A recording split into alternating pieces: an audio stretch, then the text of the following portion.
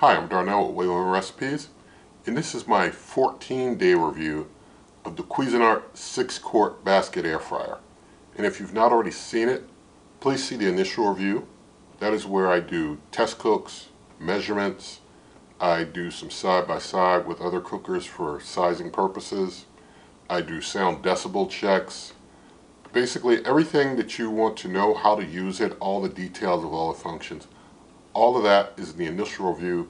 There'll be links all over for you to easily access that. But here I do a follow-up review where I give you my thoughts, my impressions of how things went during my time using the cooker. This is normally a 30-day review, but some cookers don't make it 30 days with me. I'll explain why later, but longtime viewers of the channel, I'm sure you've already guessed why. So yes, we'll get to that later. But generally speaking, other than the issue that limited this review, it's a very good air fryer in other regards.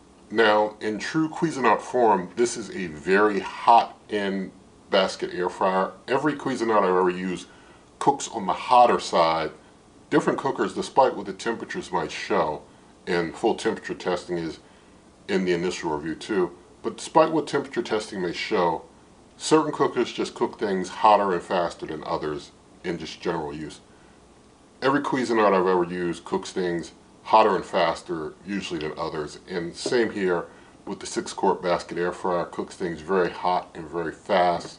Now, as far as how that relates to maybe it emitting any radiant heat, that also is an initial review where I show you the exterior heat that it's emitting while it's cooking. I like that the turn reminder for this basket air fryer, it comes on beyond the halfway point of the cook, and that really is the better time to turn, even though sometimes I may turn things halfway just kind of out of habit. It's really better to wait to a bit after the halfway point to turn things over, because the side that starts in the cook is usually going to have to start getting warmed up. That food's going to start having to get warmed up with it on that side. By the time you're turning things over, the food's usually a lot warmer, and so that other side's going to basically brown a lot faster. So it's good to have the turn reminder after the halfway point instead of at the halfway point. And the folks at Cuisinart are smart enough to know that, and they incorporated that into the air fryer here. Another thing that I like about this is that when it does the add food, like after a preheat, it waits for you. It doesn't do the thing where it says, okay, add food, and then like a few seconds later it just starts counting down before you even get your food in. It actually waits, staying in that keep warm mode. Even after it's warmed up, it stays in that mode until you open it up, put your food in and close it again. Then it starts counting down cooking. Very, very smart move there by Cuisinart. Wish every cooker ever made had that type of feature. And I had no smoke issues at all with this air fryer.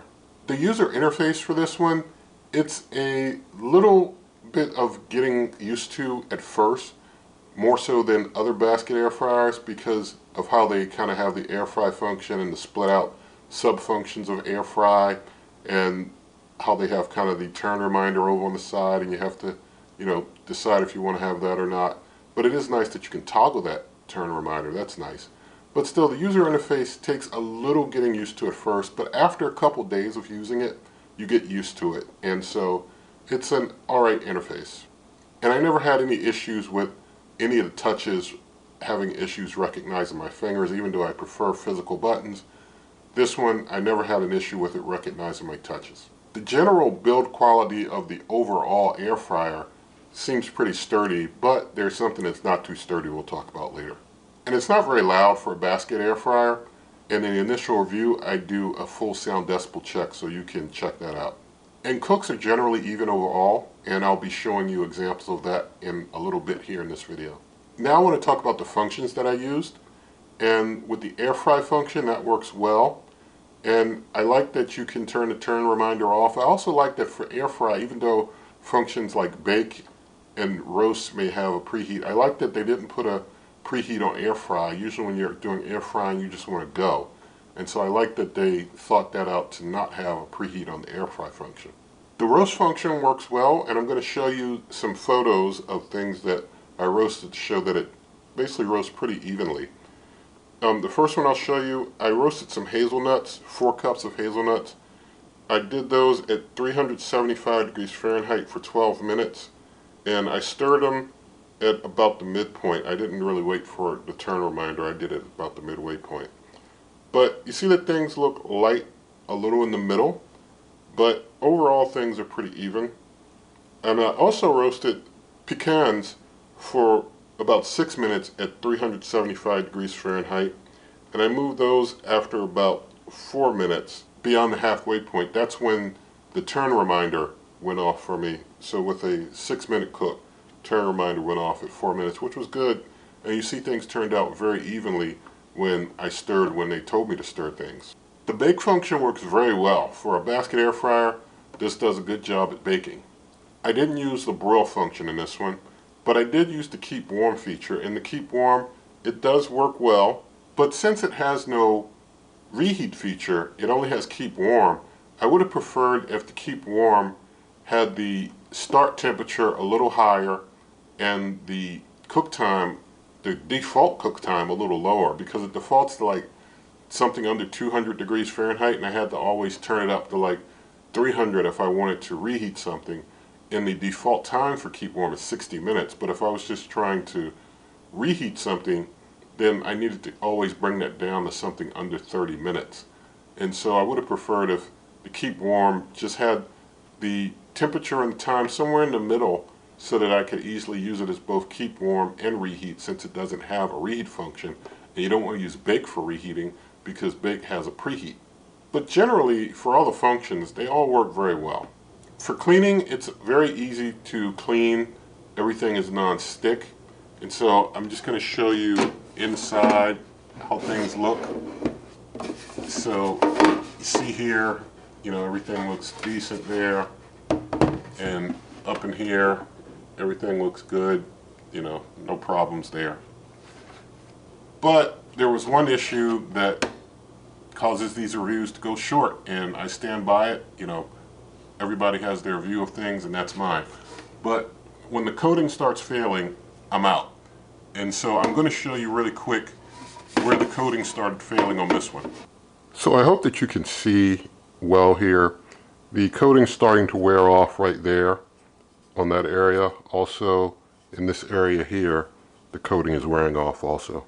So now I'm going to talk about some comparisons, and I'm just going to compare it to a couple of things, and basically if you want to see it compared to something else, you'd have to rely on the other reviews here on the channel. There are well over 950 videos covering well over 120 different types of cookers. You can check out those videos and make your own decisions.